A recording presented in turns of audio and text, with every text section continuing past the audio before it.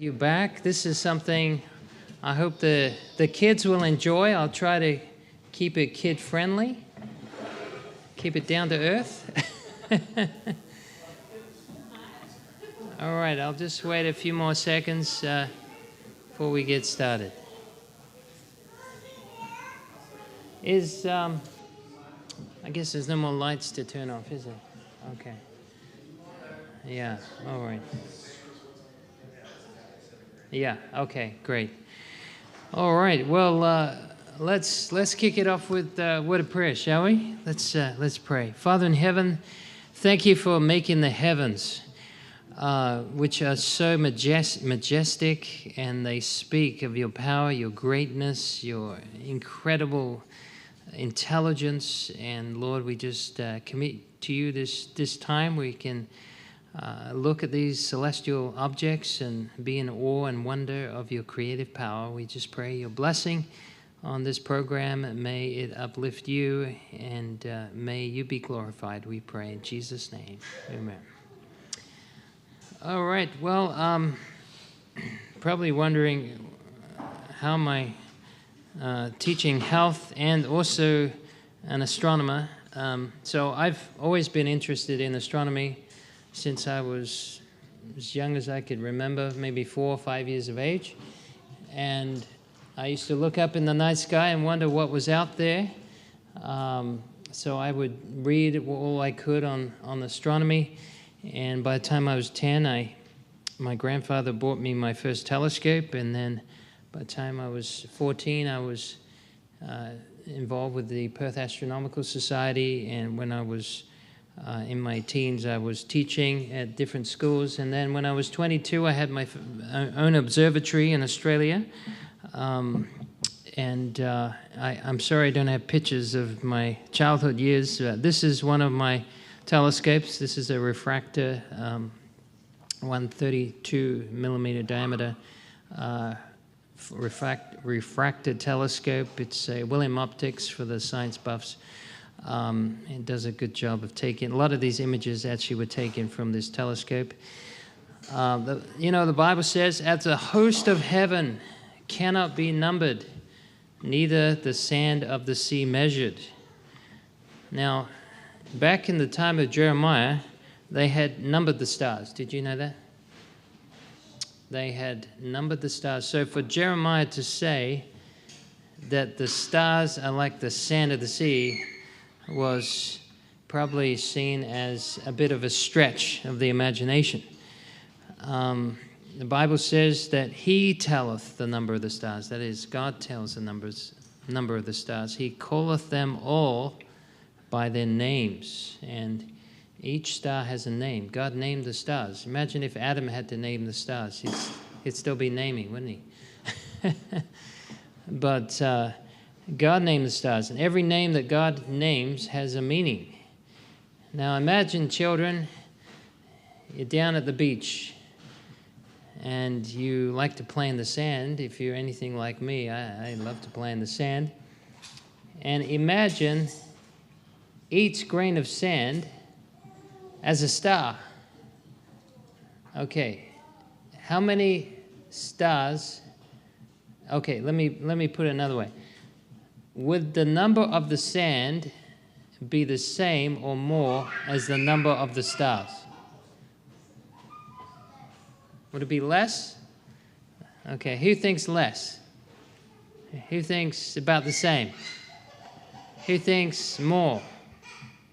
Okay, so to number the stars of what we can see, not what we can't see, okay? Just what we can see, you would have to divide each grain of sand into 10,000 subparticles to get the same number of stars that visibly we know of. Okay?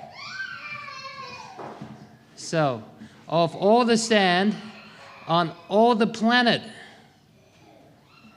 okay, times 10,000, and then that will give you an approximation of what we can see, not what we can't see, just what we can see. Okay.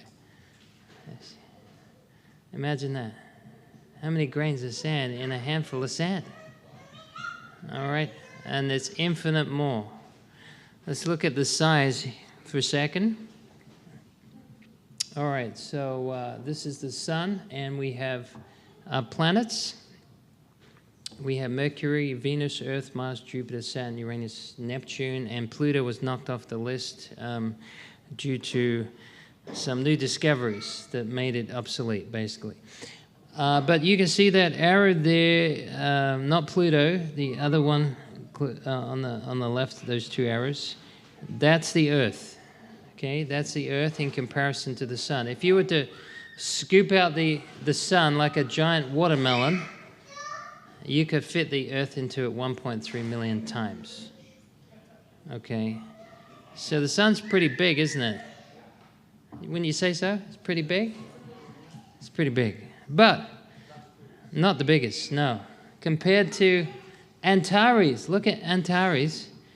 That dot here, that's the sun. All right, so comparison to other star.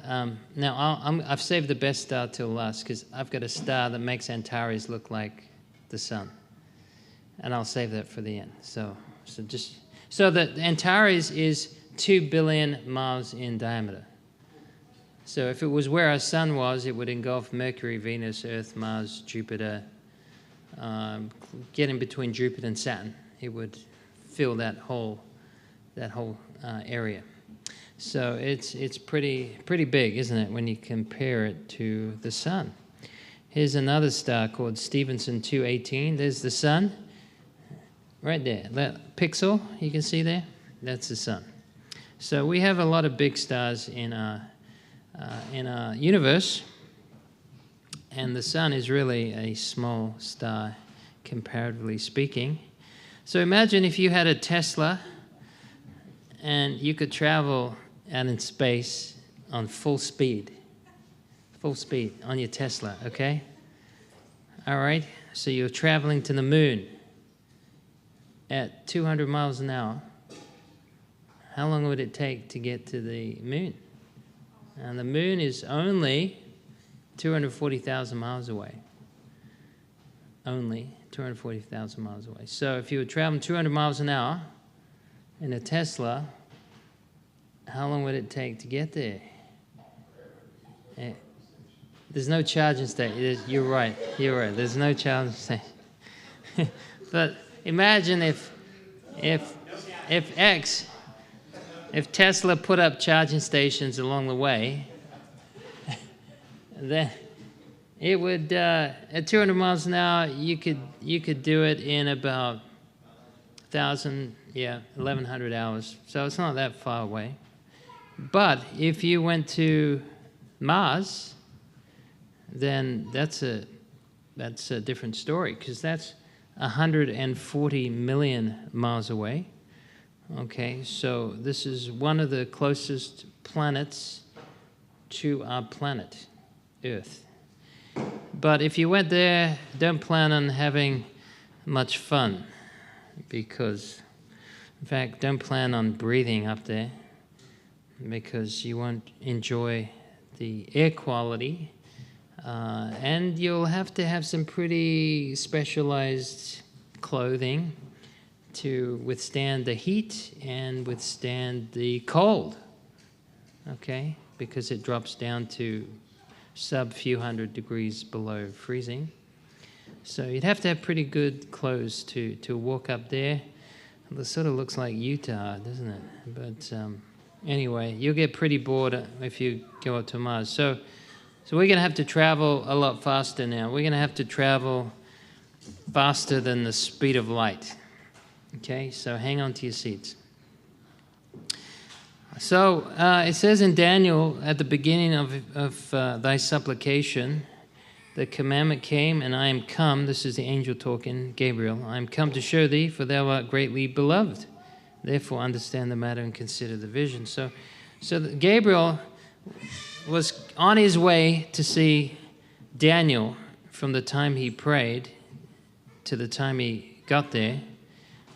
Seems to be about 4 minutes. So imagine if Gabriel came from Orion. Orion's one of the closest constellations. It's 1,700 light years away.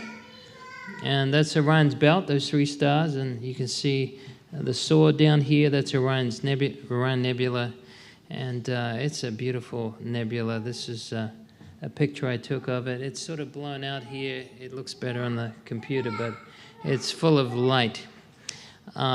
Anyway, so let's take a look. Okay, so 1,700 light years away to get us to Gabriel. If Gabriel was to travel at the speed of light, and it took him less than 4 minutes when Daniel prayed. So there are 525,600 minutes in a year. Divide that by 4 because there are 4 minutes to pray. So that's 131,400.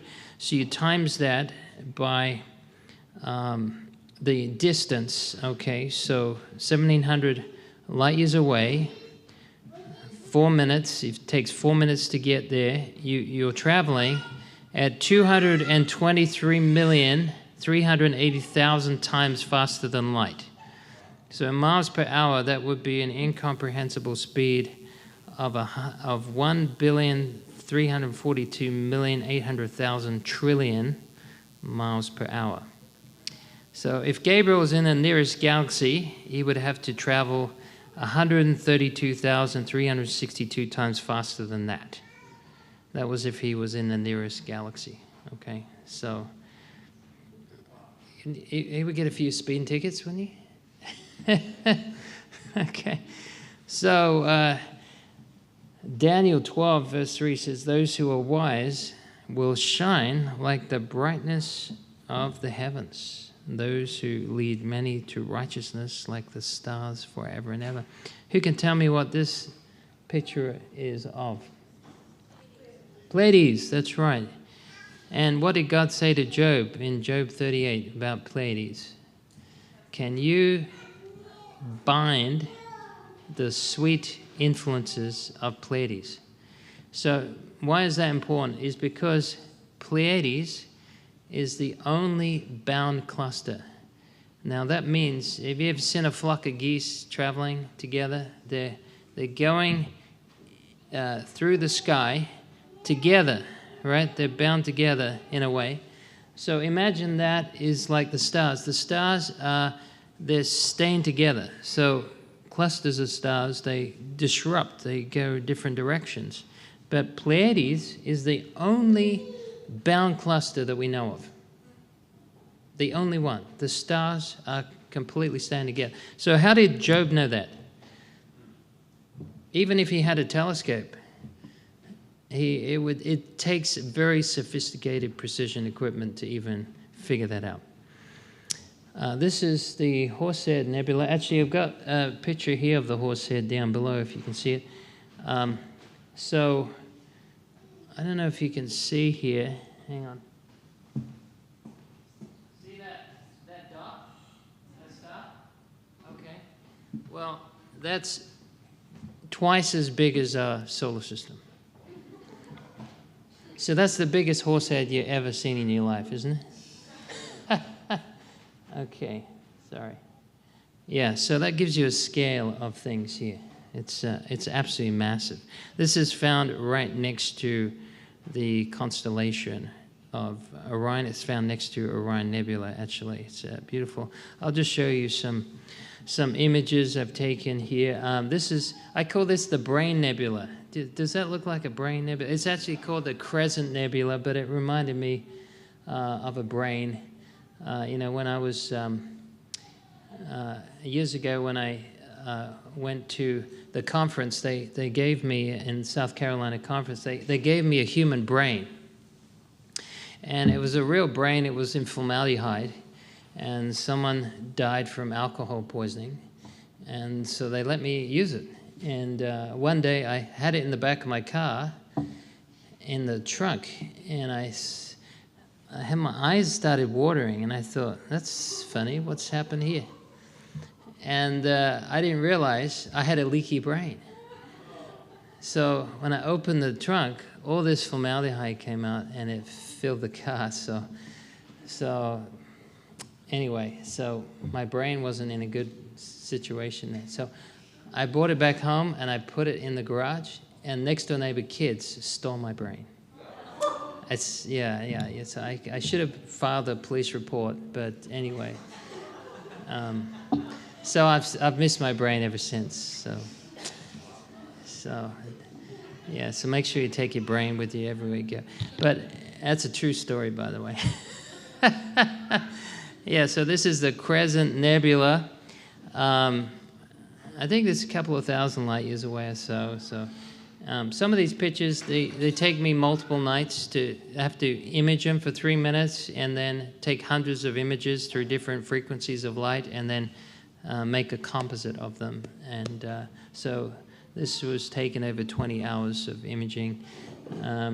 Sorry you can't see what I can see on here, but it's a lot nicer on the computer screen. But this is a dumbbell nebula, and this was a star that exploded, and all the clouds of gas went across the sky. Now, the Bible says the stars are not pure in His sight, and it says they wax old like a garment, the stars, and this is exactly what we see in the heavens, that the outer layers, the outer garments of the stars can explode off the core and produce this beautiful light. Isn't that amazing? This is actually a star right in the middle. There is a star, and that produced these beautiful colors. When you're looking at some of these objects, it's really hard to take your eyes off it. It's just so captivating. It's like looking at a gem, you know. This is I took this with my wide field telescope. I have 3 different telescopes. This takes a wide field of view. So that's the Trifid Nebula. You got the Lagoon Nebula up top. And then we zoom in with my other telescope. This is it's like a flower. It's so pretty. And, you can see this right now, actually. If you've got a pair of binoculars, you may be able to see it very faintly. But it doesn't get much high up in the atmosphere because of the position of the Earth's axis. But this is about 2,000 light years away. So we're not that far. We're still in our galaxy. We're still pretty close to home. This is the Lagoon Nebula, which I showed you a far image of before. It's like a cave of light. You know, it's just so pretty. It reminded me of a fish, actually. You know, sort of like a jellyfish in a way. And this now we're getting to the outer skirts of the galaxy. We have these globular clusters, they're called. So they're tens of thousands of stars, sometimes hundreds of thousands of stars in a tightly packed area of the galaxy, usually on the outer edge of our galaxy. And if our Earth was in the middle of that, there'll be no such thing as day and night. The sky will be a continual blaze of multicolored lights. Yeah. Can you imagine being in that? Wouldn't that be something? Yeah. If it wasn't for the dust in the atmosphere, like in space, we have space dust. If you remove that space dust, there'd be a wall of light from the Milky Way that you wouldn't be able to see between the stars. It would be so many stars up there. It's just incredible. And, when you see through a telescope some of these things, it takes your breath away sometimes.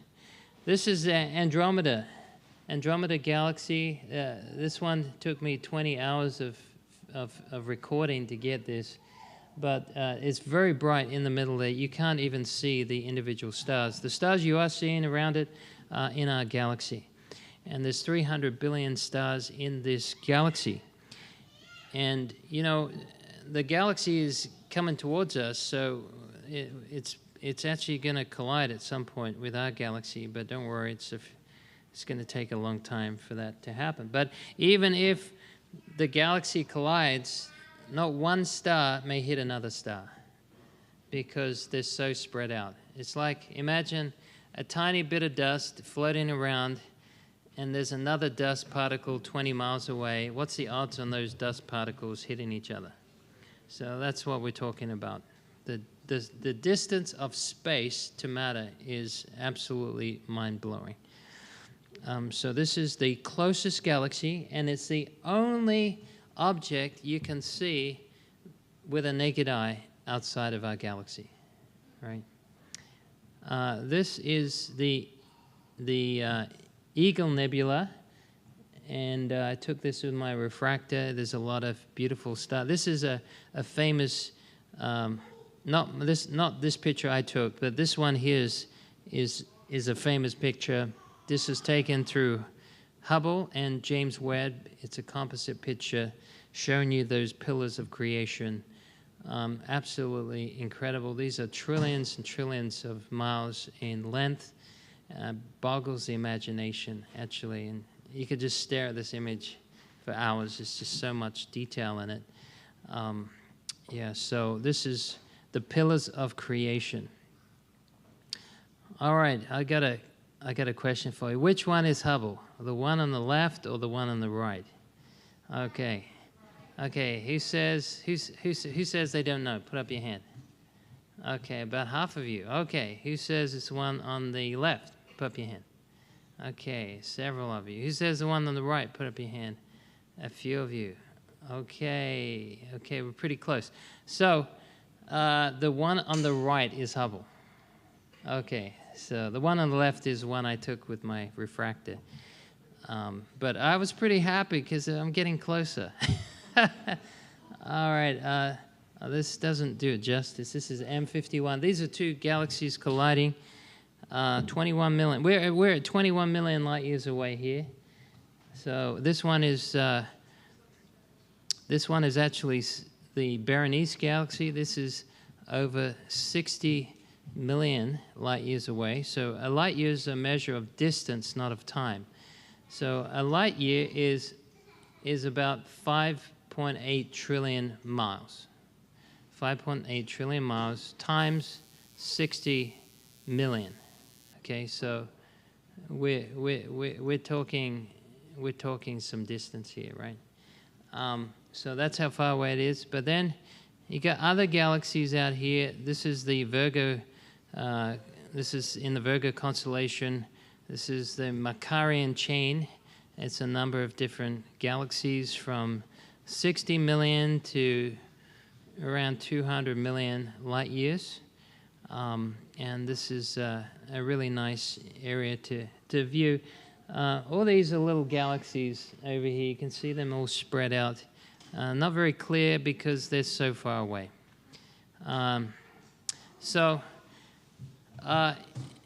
Okay, so imagine, children, that you have a straw, and your straw is a telescope. Imagine that. And look through that straw, and the hole in the end is the amount of space you're looking at. Okay, so it's a very small area of space. Now, this is what was photographed. Okay, there's a small area of space that was completely dark, right? So if you took a picture of this area from a land-based telescope, you wouldn't see hardly anything. It would just be black. But Hubble had a far infrared telescope that was able to take a very long exposure of this area of space. It was completely dark, and they found 3,000 galaxies in this area. No bigger than looking through a straw. Very tiny area of the sky. And then they did it again, but they did a longer exposure, and they got 6,000 galaxies. And then James Webb came along. It took the same image, and it found 20,000 galaxies. So the bigger the telescopes, the more we see, all right?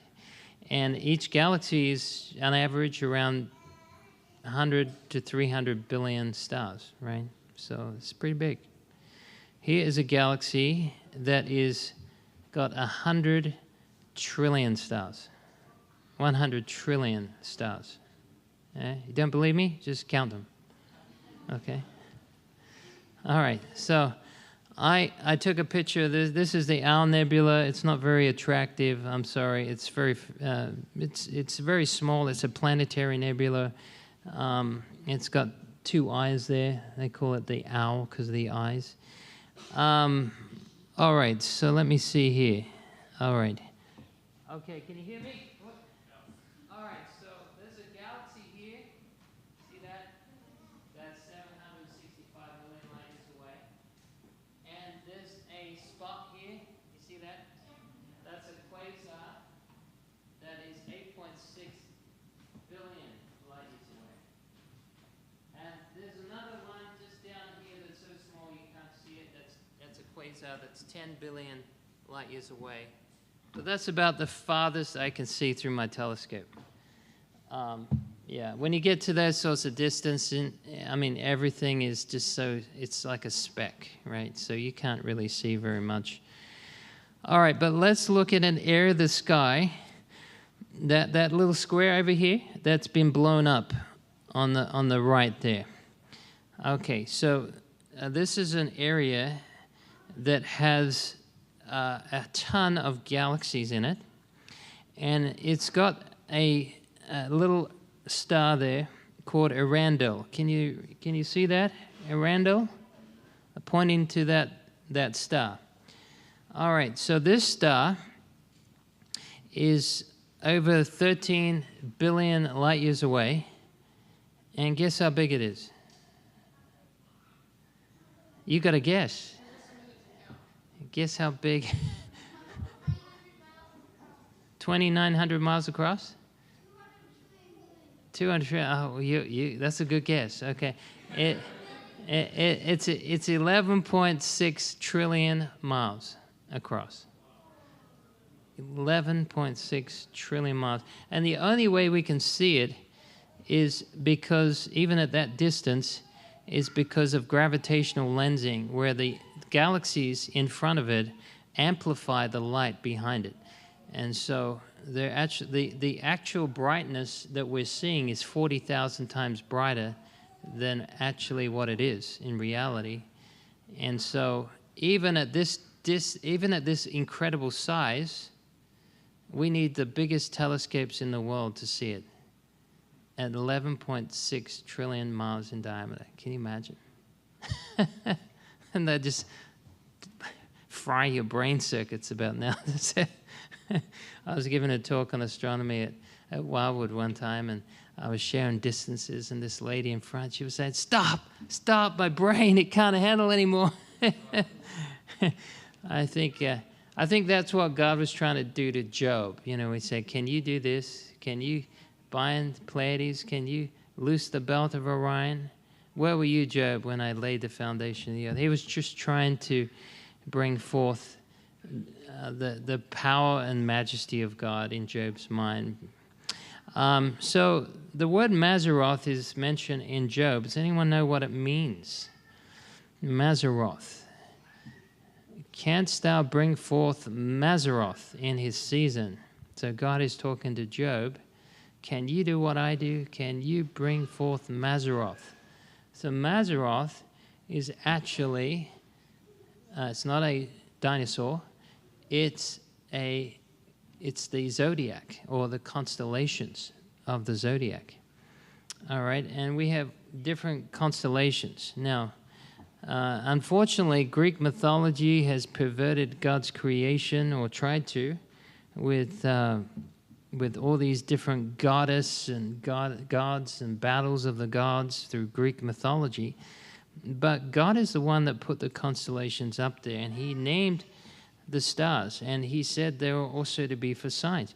And he said to Job, can you guide Arcturus with his sons? Now, why did God point out Arcturus? Do you know that Arcturus is a runaway star? It's not following the gravitational effects of the galaxy upon other stars. It's like a renegade star. It's just going its own direction. It's got over 50 suns that are going with it as well. And how did they know? Because you couldn't even see them. How did Job know about Arcturus and his sons? So in Genesis chapter 1:14, God said, let there be lights in the firmament to divide the day from the night. Let them be for signs and for seasons and for days and for years. So the Bible says the heavens declare the glory of God, and the firmament showeth his handiwork. Day unto day uttereth speech, night unto night showeth knowledge. There's no speech nor language where their voice is not heard. This is talking about the heavens, the starry heavens. Their line is gone out through all the earth, and their words to the end of the world. In them hath he set a tabernacle for the sun, which is a direct quote that Paul uses in Romans chapter 10, where he says, haven't the heathen heard the gospel?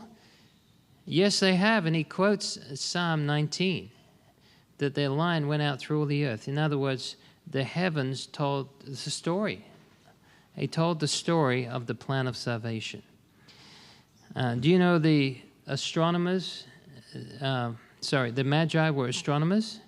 In Desire of Ages, it says the light of God is ever shining amid the darkness of heathenism. As these Magi studied the starry heavens and sought to fathom the mystery hidden in their bright paths, they beheld the glory of the Creator. Seeking clearer knowledge, they turned to the Hebrew Scriptures. So they were astronomers and they were Bible students. And when they saw them coming together, they were led to follow the star, which wasn't a star, it was actually a group of angels. In fact, Revelation talks about the stars as angels, and they certainly didn't follow the same path of the stars. And we know that angels appeared to the shepherds on the plains when they were tending the sheep, and the whole angelic choir began to sing. Why do we have a constellation called Virgo, which means virgin? Have you ever played that little game? When I was younger, we had these dot-to-dot coloring books. You seen those? And you draw this line from one dot to another, and you keep following that line, and you see a cat, or you see a dog, right? But when you do that in the heavens, you don't see anything remotely. Does that even look like a person? Virgo? But why is it that all the people groups in the world say that that's a virgin? How would they know unless there was some divine revelation? How would they know? Do you know one of the brightest stars of Virgo is Spica, and it means the seed. And it's talking about the Messiah, the seed of the woman. And there's another star called Tesmark, which means the branch. And how do you have a branch and a seed in a constellation called Virgo that points to the Messiah without being anything else? I mean, it has to have reference to the coming Christ. So there's actually a constellation called Coma. In Hebrew, it's actually called Bizar. And it's right next to a constellation called Crux, which means the cross. And it means in Hebrew, despised. It's actually used in Isaiah chapter 53, verse 3, where it talks about he is despised and rejected of men. It's the same word, Bizar, talking about Christ being the despised one. And then we have the cross, the Southern Cross, and then we have a false cross as well, near the true cross. When I lived in Australia, I was able to see the Southern Cross, and it's a beautiful thing to see, and it's very pretty. But inside the cross, you have a gas cloud. I might show that a little later. You remember Jesus was veiled on the cross in darkness for 3 hours? That's really important. I'll come back to that a little later.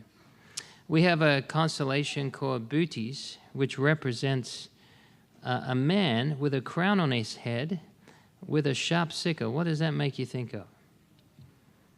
In Revelation chapter 14, verse 15 and 16, He says, I looked, and behold, a white cloud, and upon the cloud one sat like unto the Son of Man, having on his head a golden crown, and in his hand a sharp sickle.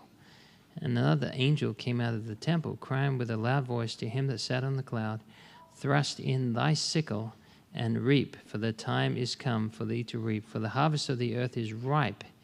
And he that sat on the cloud thrust in the sickle on the earth, and the earth was reaped. All right, so we see that. In fact, one of the stars in his boot is called, it means he cometh. Another one means he separates. Another one means coming forth as an arrow. Yeah, another one means the branch treading underfoot. Does that sort of ring a bell with you? Here we have a set of scales called Libra. Why is there a set of scales in the sky? Doesn't look like a set of scales. You have to have a pretty good imagination to come to that conclusion. One of the brightest stars on either side is called Jubanel Shamali, and one's called Jubanel Janubi. And it means the price is deficient.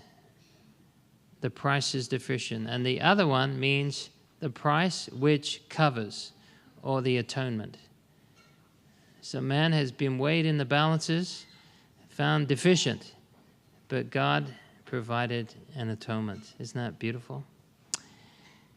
Yes, so we have a set of scales in the sky. We have another constellation called Lupus. In Hebrew, it's Azadah. In Arabic, it's Adadaden, which means to be slain.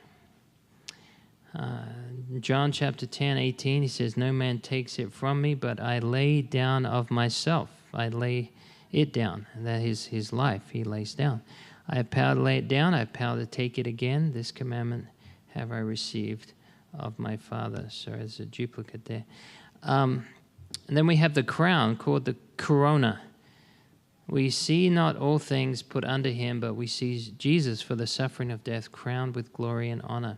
Very interesting, in the sky, you have the closest constellation to the crown is a serpent being held back by a man who's wrestling with the serpent.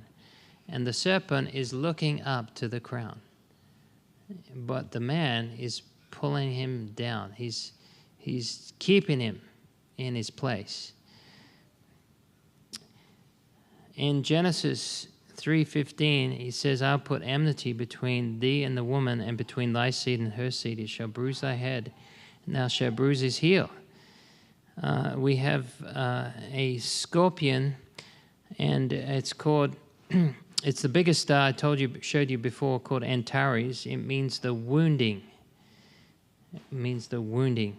And the star in its sting is Lesath. It means the perverse. Yeah, so in Hebrew it's Akrab, which is the name of the scorpion, and it means the conflict or war. And it's a reference to Psalm, what is that? Psalm, what's a C now? I forget my Latin. Is it 50? Is it 41? 40? All right. 91, is it? 91:13. Okay, thank you. So we have the scorpion, the brightest star. Jesus relates Lucifer to like a star, fell from heaven, right? Is lightning. And so we see Jesus being wounded by the enemy, and yet we see also him treading actually above the scorpion. You have a man, his heel is right next to his sting. It says in Luke 10:18, and he said unto them, I beheld Satan as lightning fall from heaven. In Isaiah 14, verse 13, it says, For thou hast said in thine heart, I will ascend into heaven, I will exalt my throne above the stars of God. I will sit upon the mount of the congregation in the sides of the north. And here you see the man wrestling with the serpent. I couldn't fit this in, but the crown was above the serpent's head. The serpent has his eyes on the crown, but the man is wrestling with the serpent, keeping him back from that attaining that victory.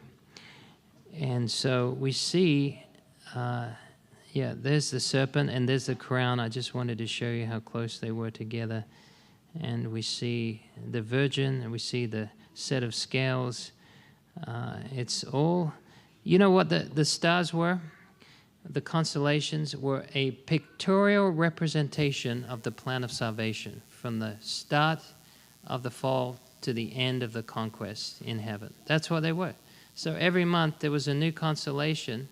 And so the people who would look up, no matter where they were in the world, the heathen were in the world, they knew what the star names were and what they meant, and they could read the story of salvation from the star names in the sky. Isn't that amazing? Because they had perfect memories. Didn't need to record any books until Moses. So pre-flood time, if you told any information to any antediluvian, they would remember it for up to 900 plus years. Isn't that incredible? So all the star names they would have known from Adam. They would have known.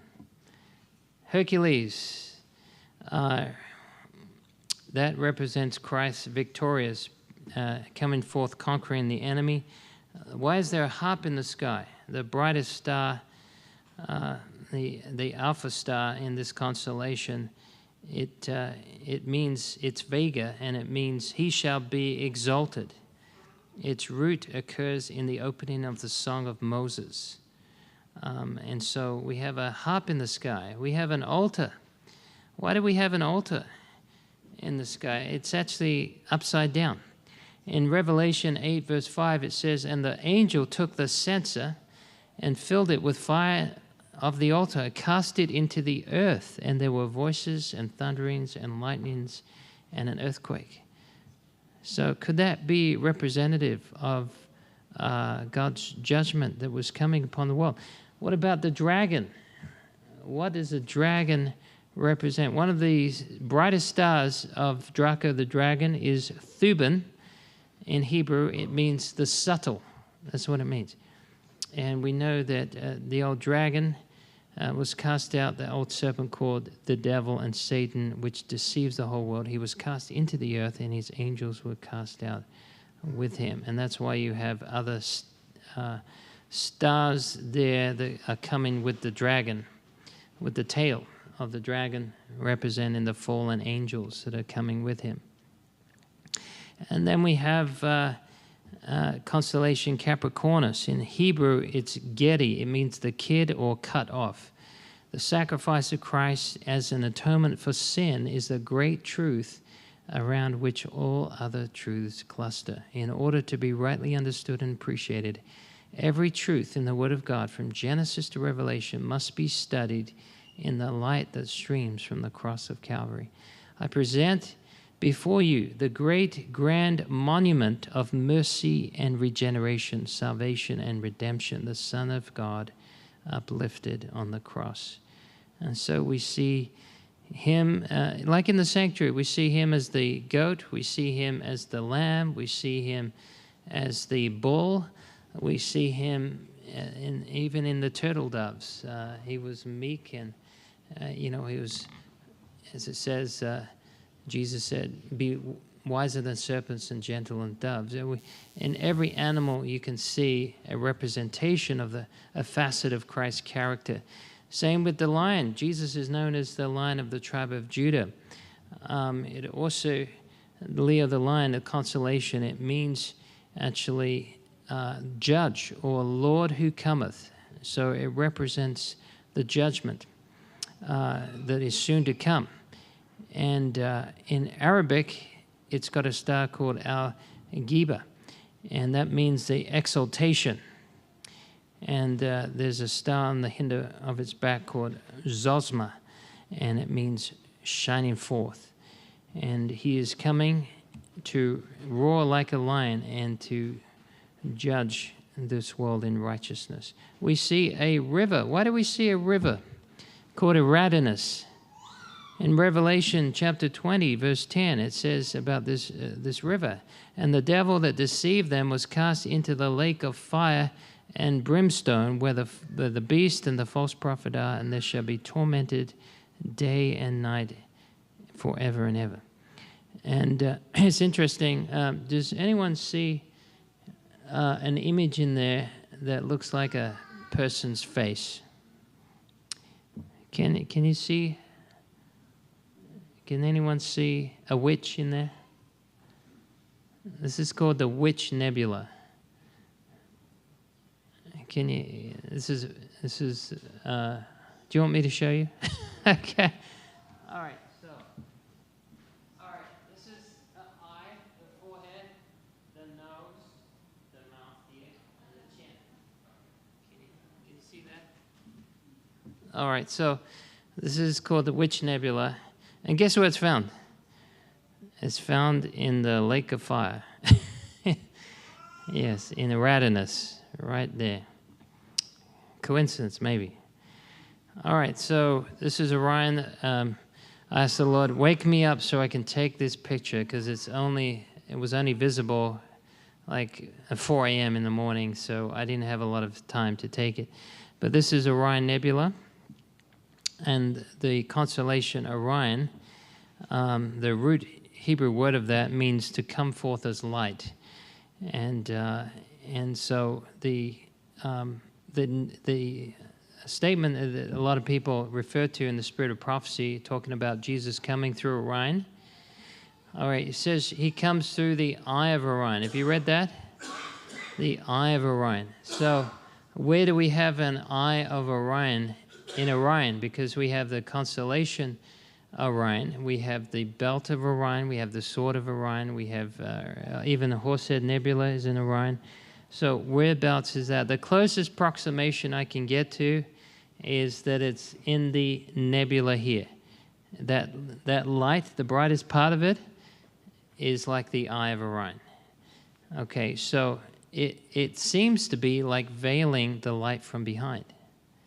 All right, could it be that Jesus is coming through there? I can't say for sure, but the Bible does say every eye shall see him.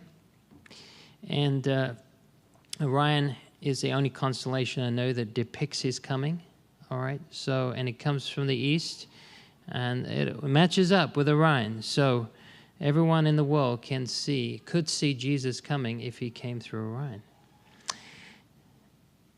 All right, it says in Isaiah chapter 50, verse 3, I clothe the sackcloth with blackness. I make sackcloth their covering. Now,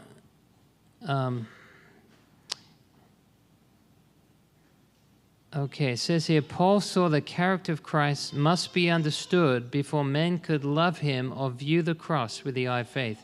Here must begin that study which shall be the science and the song of the redeemed through all eternity. In the light of the cross alone can the true value of the human soul be estimated. Now, can you imagine getting an astronomy lesson from Jesus one day? Now, I decided that, remember in Revelation it says that there's silence in heaven for the space of a week. You remember that? And so as Adventists, we believe that there's a 7-day journey to heaven, right? So in 7 days, we're going to be traveling through space, and I want to be a tour guide. So I'm studying astronomy, so one day I can point out what everyone's looking at. So I figured Jesus may even need me to be a tour guide, maybe. I want to sign up for that. And so I think we're going to have a lot to view in heaven, huh? Don't you? Don't you think there's a lot to see? Okay, now you remember in the Bible it says that Jesus was crucified. It says in the 3rd hour they crucified him in Mark chapter 15, verse 25. And it was on the 6th hour there was darkness over all the earth until the 9th hour. So Jesus was not visible from the 6th hour to the 9th hour, which meant he was visible for 3 hours on the cross. Now, why is this important? Okay. This is the Southern Cross. Now, I have a star program that I was able to go back in time And through the prophecies of Daniel and through information I gathered from the Spirit of Prophecy, I was able to pinpoint the exact day Jesus died. It was April 27, AD 31. And now the way I got to that date was because we know he was born on 4 BC. We know he was baptized 27 AD. We have 6 historic markers for that. We know his ministry extended 3.5 years from the fall to the spring of the following year. So it had to be 31 AD when he died. And the Passover was the first new moon after the vernal equinox, which was March 21. So after March 21, you find the first new moon, and that was the first day of the year. And then you add 14 days to get the Passover, and it had to fall on a Friday. And so that was the only day it could be. And so I typed in the coordinates, what it would look like if you were standing in Jerusalem looking at the stars that night from Jerusalem. And the first thing you'd see is the Southern Cross above the horizon line of Jerusalem. And it was visible for exactly 3 hours. So God put a witness in the heavens that night to confirm the witness that he gave during the day. And you know, if you think, well, that's just coincidence. Well, if you try to do that the last 1,000 years, you wouldn't find one day you could do that. That was God putting a sign in the heavens to confirm the fact that Christ was the Messiah. He was the one that came on the time appointed to die for all humanity. And so in the cross, you also have what's called a Coalsack Nebula. You can't see it very clearly here, but it's a dark absorption nebula. And it covers, it veils the inside of the cross. And Jesus had a veil upon him as well. I thought I had some more slides here. Okay, so that's, boy, that went quick. Well, why don't we have 5 minutes of questions? Do you want to turn the lights on? Can we turn the light on? Okay. All right, does anyone have any astronomy questions? Yes.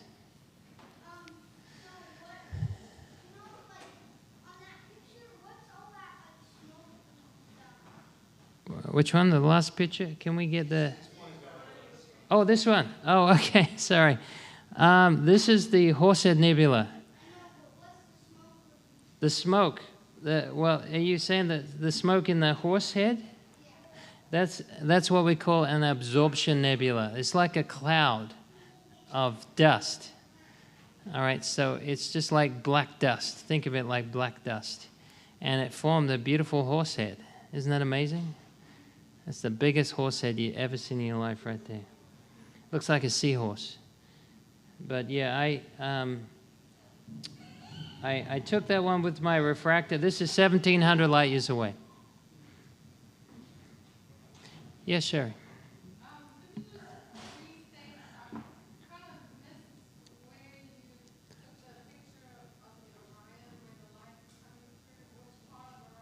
Yeah, that's what we call the sword.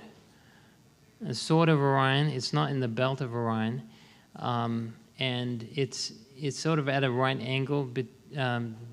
At where you see the 3 stars, it's sort of at a right angle to that, about the same distance between both sides of the belt, and it's one of the prettiest nebulas. In fact, it's one of the best visual nebulas you'll ever see.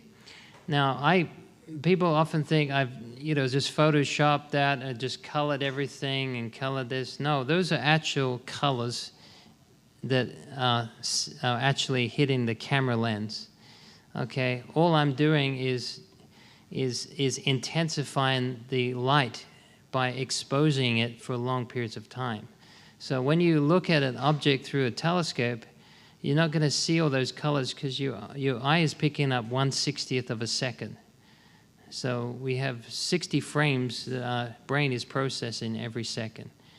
And so when you're using a camera, I'm exposing it 3-minute pictures 200 times that over multiple nights. And so I'm picking up millions of times more light. But if our eyes were big enough, we would see those colors. Yeah, so, which is pretty nice to think about. Yes. So there are people that dispute the day of Passover Uh-huh. in the year AD 31. Yes. And they say that we have very reliable astronomical calculation that we can go back in time Uh-huh. to know with certainty when Passover was each year. Yes. And they say that it does not line up with Friday. Yeah, it does. In fact, I've got an image of it showing, every year has to have a Passover because the moon doesn't blank out. Every year has the same cycle. It just starts at a different time because that's why Easter is not the same day, because it's dependent on the phases of the moon. All right, but no, it's astronomical. I'd like to see that because I don't know how they could disprove it, because Passovers always occur. It's just a matter of when they occur.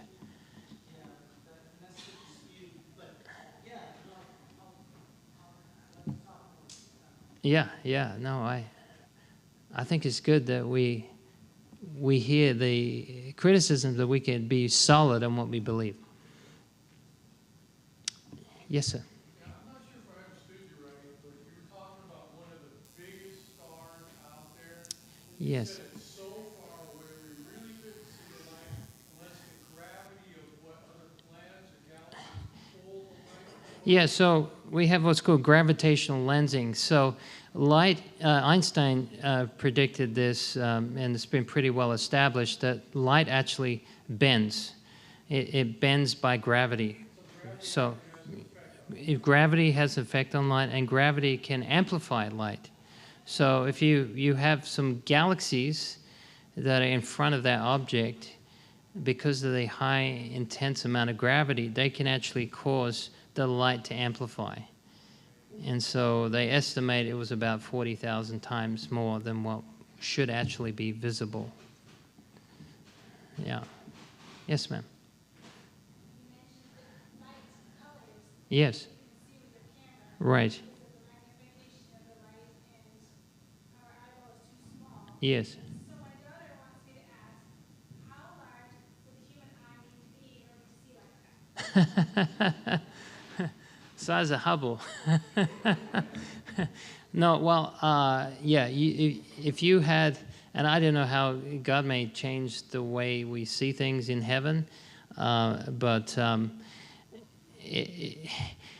it's not that you have to have a massive eyeball, but your eyeball has to be able to process that light over long periods of time. So that's all the camera's doing. In fact, the sensor of it is not really that much bigger than your eye, but it's just the photons of light are traveling through space, and so it takes more time to get more photons, and that's what's hitting those. It's creating an electrical charge on the sensor that's stimulating those pixels to produce the image. If I showed you an image of a galaxy after 10 seconds, it would be very different than when I did 10 hours.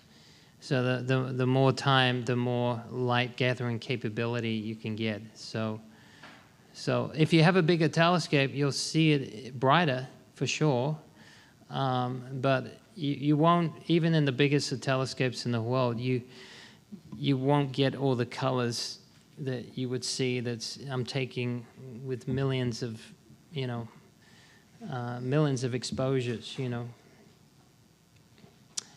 Yes. I stepped in a little late to discuss this already. Could you discuss a little bit about how the incredible distances are measured? Yes, how they're measured. Well, that's a good question. So close objects are measured through the parallax method. So imagine putting your thumb up like this and closing your right eye, look at your thumb with your right, well, one with your, hang on, left eye, and then go to your right eye closing. See how it's moved? Do you see the thumb has moved? It hasn't moved. The position in reference to your eye has moved. Can you see that? It's moved probably a thumb away. Can you see that? Okay, so that's what we call the parallax method. So if you have a baseline, those who study trigonometry, you know, if you've got a baseline and you know that, you know, how far angular movement has moved, you can get the distance of an object, right? And so that's called the parallax method. So when we're over, you know, on say we're on the east side, just to make it easy to understand, east side of the sun, 6 months later we're on the west side of the sun, and you draw a baseline, all right, and we're 93 million miles away from the sun, so that gives us a baseline of 186 million miles, right? So with closer objects, and this only applies to objects within a few thousand light years, you can get an angular differential, and that can determine the distance of the object.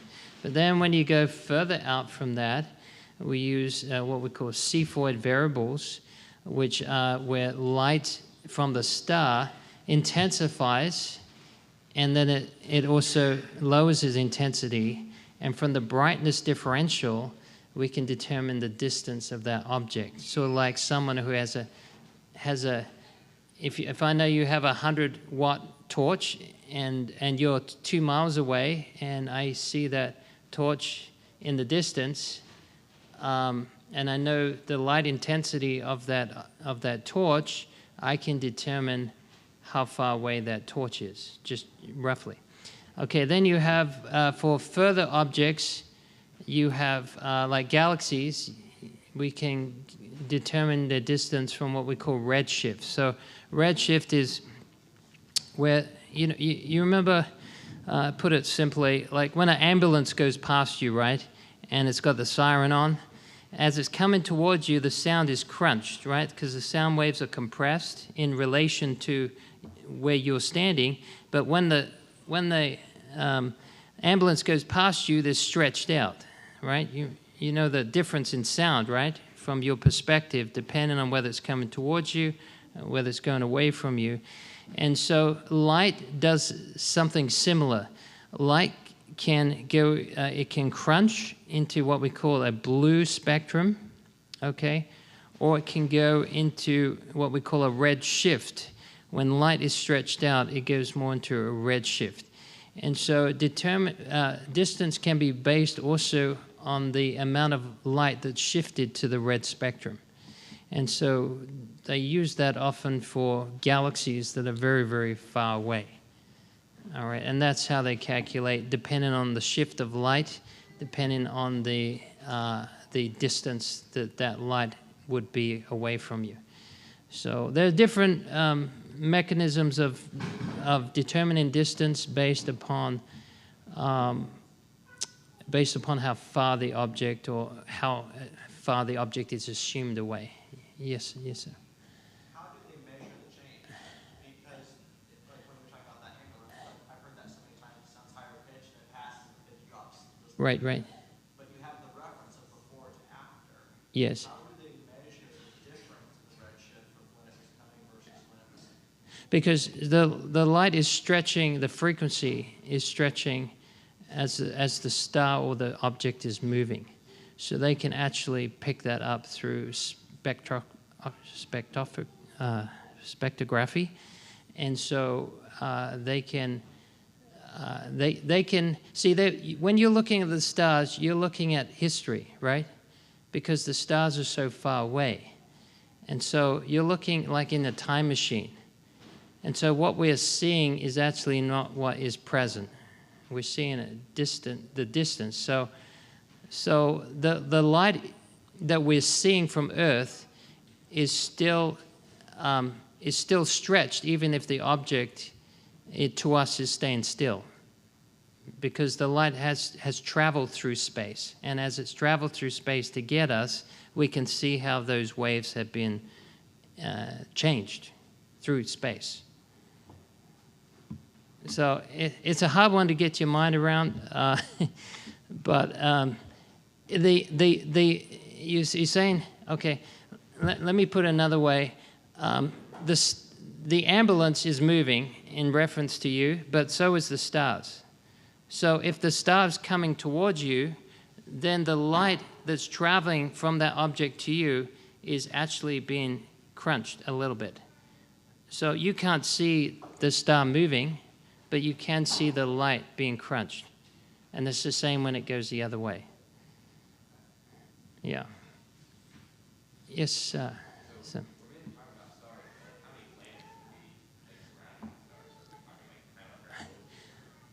Well, this is pure speculation, okay? But some astronomers think there's 10 planets for every star that we can see. Planets are very hard to find because they are so small and they don't emit light, they reflect light. And so most of the time that astronomers are finding planets is because of a change in the light frequency of the star. So when a planet goes in front, it's going to hide some of that light, and that will actually lower the intensity of the light that we can see from our perspective. And then gravitational effects on that star as well can be calculated. So from those two things, they can determine whether there's a planet there, even if they don't see the planet, because it's so tiny. Yeah, so there was actually a quote in early writings where Ellen White saw Enoch, and he was on a planet with 7 moons, and he was having a vacation. Yeah, so there must be other worlds out there besides ours that are holiday resorts, spots, you know. Yes.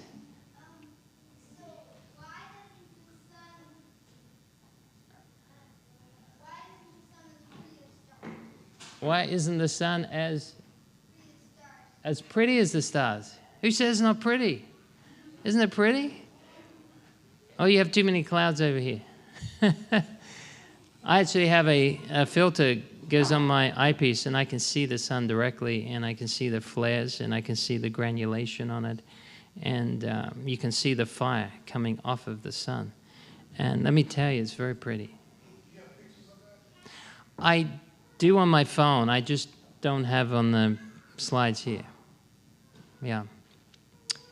But this year is the greatest year for solar flares because we have an 11-year solar activity, and we're having a lot of solar activity this year, and so it's the greatest intensity. That's why it's been so hot. Yeah, maybe. You know, there is a solar flare that erupts on average, I think it's about 180 years, where the Earth goes into that solar flare. And if our Earth went into an intense solar flare, it would knock out all the electricity in the world. It would knock out the power grid everywhere. It would knock out the satellites. You wouldn't be able to use your phone. You wouldn't be able to use internet. You wouldn't be able to use, you wouldn't be able to flick your lights on. We'd go back to the Stone Age. Not that there was a Stone Age, but you know what I mean. We'll be in the time of, yeah, Adam and Eve. Yeah, so thankfully that hasn't happened in modern history, but we can get little ones, and little ones could take out whole power grids and could be pretty disastrous if we went down that road. So, hey, thank you so much for... Oh, you have one more? Okay.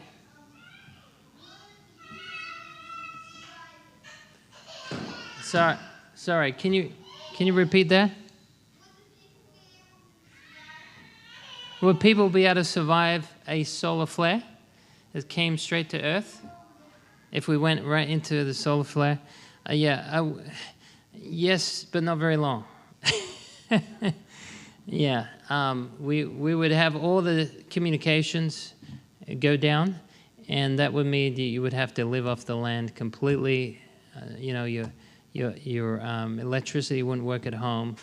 anything that's powered, whether it be a powered well or your traffic lights wouldn't work, your whole infrastructure would be completely shut down. So we would go back to some pretty tough times. So, but I think the ultimate will happen when Jesus comes, and all the power grids will go down, everything will go down, and we'll go up, and we won't have to worry about it. All right. Well, thank you so much for coming. I pray it's been a blessing to you, and hopefully we'll see you tomorrow, God willing. Completely different topic. We're on natural remedies tomorrow, so I hope you can join us. Thank you.